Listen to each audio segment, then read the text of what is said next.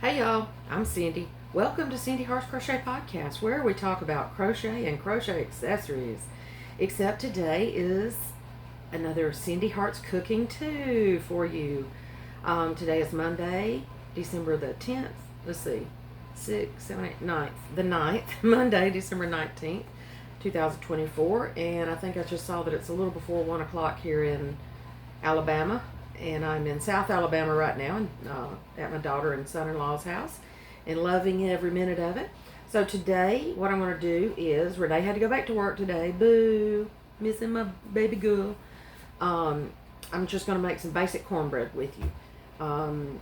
So what I did, I have preheating my oven to 425, and these are the ingredients you'll need in case you want to make your own. I use some good old lard, Crisco shortening, and Martha White self-rising buttermilk cornmeal mix. Not sponsored, but wouldn't mind being. I definitely whoop up some Martha White stuff if y'all sponsor me. And then buttermilk. A lot of people say boo, boo, but buttermilk is some good stuff.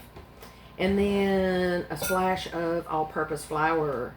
I usually use self-rising, but that's what Renee has. And then I have 2 eggs. So what I'm making this cornbread for is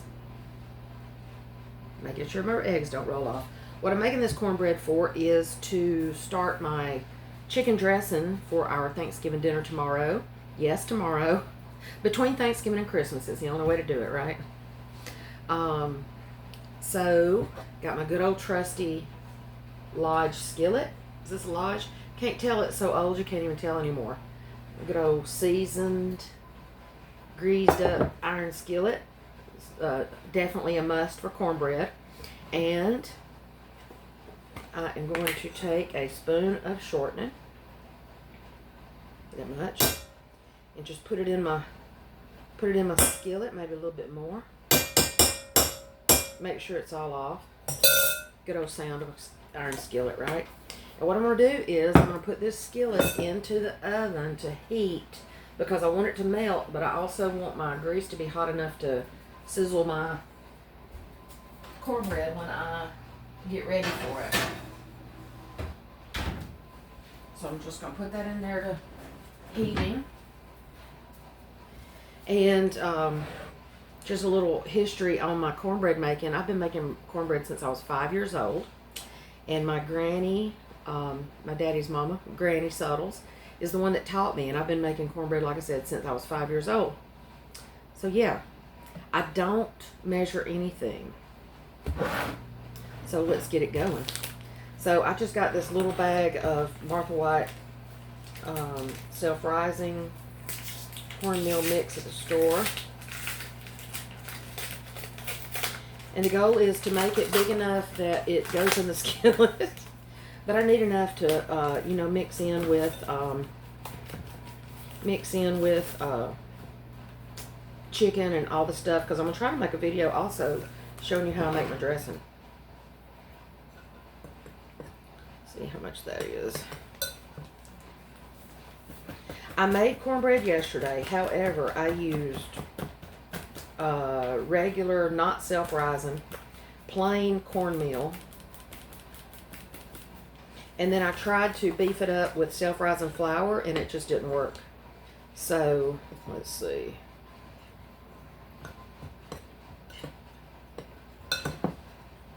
That's about 2 1/4 cups. Maybe shake a little bit more. And like I said, I don't measure it. I just country girl it. I keep looking over there to see if there's a dog running down the hall, or Paul might be. I'm not sure what he's doing over there. I gotta always look out for him though, right? So then I'm just gonna add a little, a lot of people don't even put flour in their cornbread, but I do it to keep it from being so packy and cornmealy. It kind of makes it a little lighter. Now this is plain flour, so I may get the same effect that I got yesterday, but I just kind of sprinkle that in there. I I don't always use that because this is actually cornmeal mix, not just plain old cornmeal. Buttermilk cornmeal mix. So it has more than just cornmeal in it, but let's see what there is. Oh, there's a whole bunch of ingredients, so, you know, look, there it is. So then I'm just going to kind of mix that up. Mix it all in together. And I'm going to take my eggs. You can use 1 egg, 2 eggs, whatever you like. I don't usually go over 2 unless I'm making double cornbread.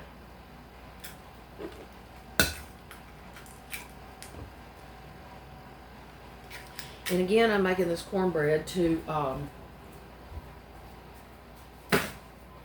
go ahead and have that done for when I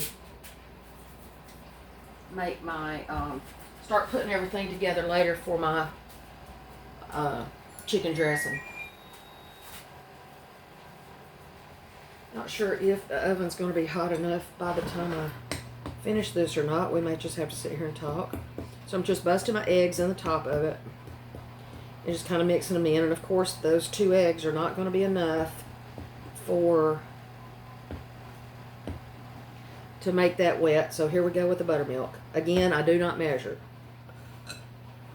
It's just one of those things I've always made all my life, so I just make it until it looks like it's supposed to.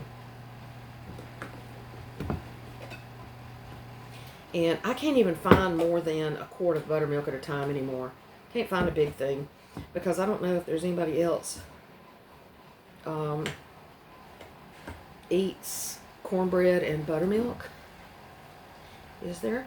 If you do, please let me know. I may have to make, and Renee eats cornbread with sweet milk, white milk, sweet milk.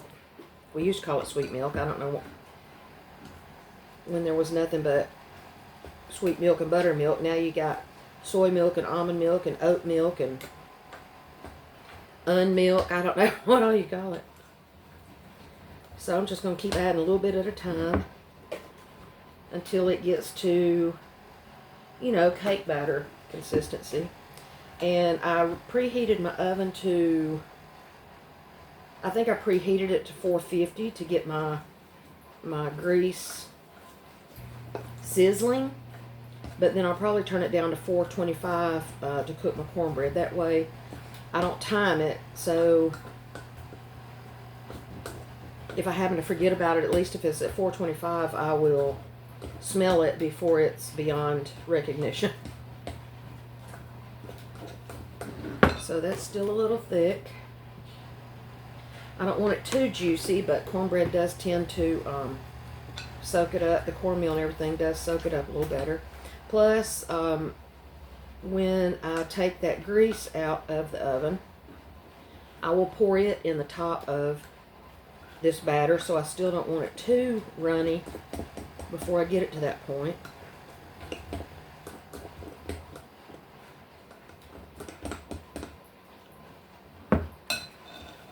So right now,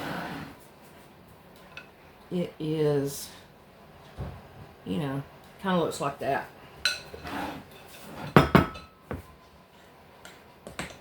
So I'm probably going to put a little more buttermilk in it.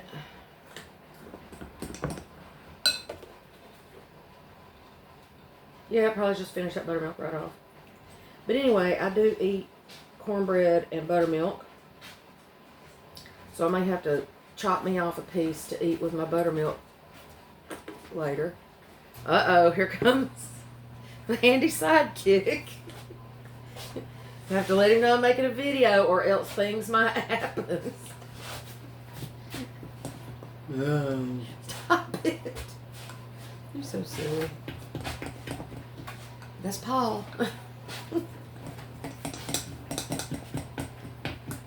I'm just making cornbread today. I have Cindy Hart's Crochet and then I have Cindy Hart's Cooking too.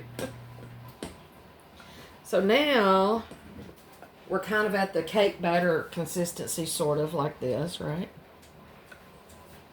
And as it sits here, with it having self-rising in it,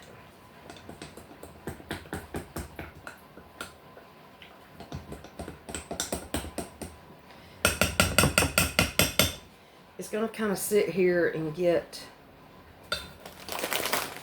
a little thicker.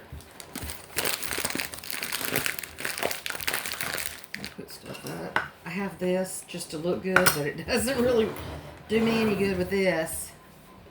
So I had used about half of this yesterday. There's still a little swig in there.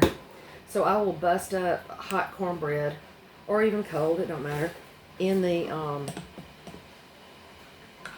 in a cup or a bowl like slaw. What am I hearing? Oh, you turned on the kettle? Oh, I guess we'll have a spot of tea. I don't do Southern English well, much less real English. Shall you fix us a spot of tea? Yeah, that's me. Okay, so, anyway. That may not even be the English thing to say. I don't know.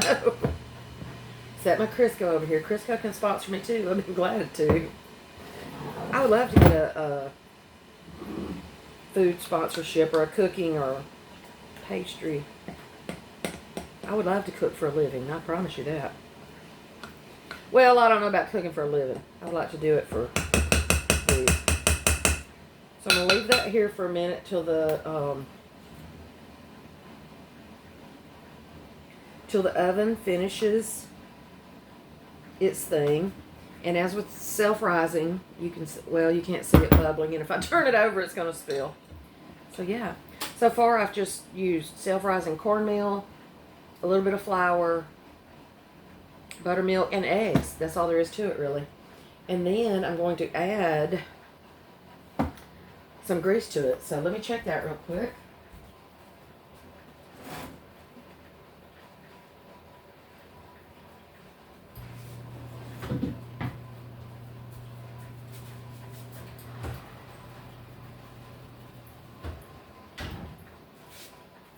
Okay, so I'm going to let that sit another few minutes until it heats all the way up, because I do want it sizzly. I want the grease kind of popping a little bit in the bottom of that skillet when I pull it out, and then we'll pour that into our cornbread. So give me just a minute.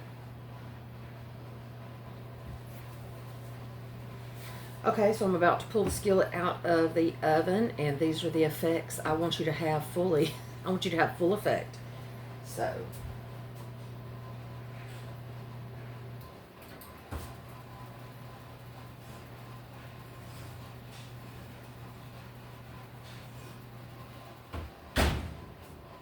So, your grease, lard, shortening, is melted in your pan nicely, and here's the sound you have to hear. You hear it sizzling.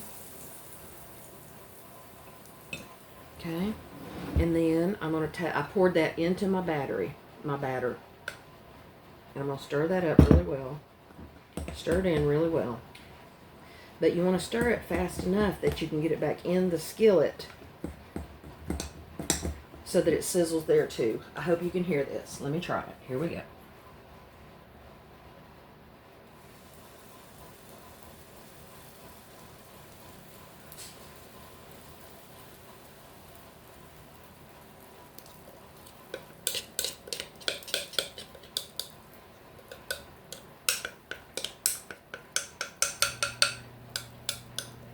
So, the reason you want that to sizzle as you are putting it in the skillet is so that you'll have that crispy brown top to it. So I hope that was as effective as I wanted it to be. So put this over here, and I'm going to put it in the oven. It has preheated to 450. So I may leave it there for a few minutes. And this ended up being quite full.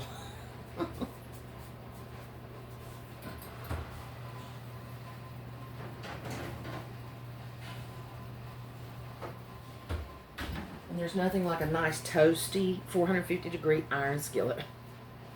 And until you've ever grabbed one with your bare hand, you will not know what I'm talking about. So anyway, I will, that is how you make cornbread, Cindy style. And I'm going to let that bake. I don't know how long. It's kind of like measuring. I never measure it. But I will put it in the description below as to how long it baked. And I'm hoping I can get a thumbnail of the cornbread once it's finished. Again, what I'm making the cornbread for is my base for my chicken and dressing that I'll be making later today. And I hope I'll join you and show you that as well. And I will see y'all again soon. I will put how much time this cooks in the comment description box below too, in case you want to make your own. Like I said, I just do it until it looks good, but not overdone on the bottom, because like I said, it actually sizzles it and starts cooking that bottom before you ever put it back in the oven. So there you go, and I will see you again next time. Love y'all. Bye.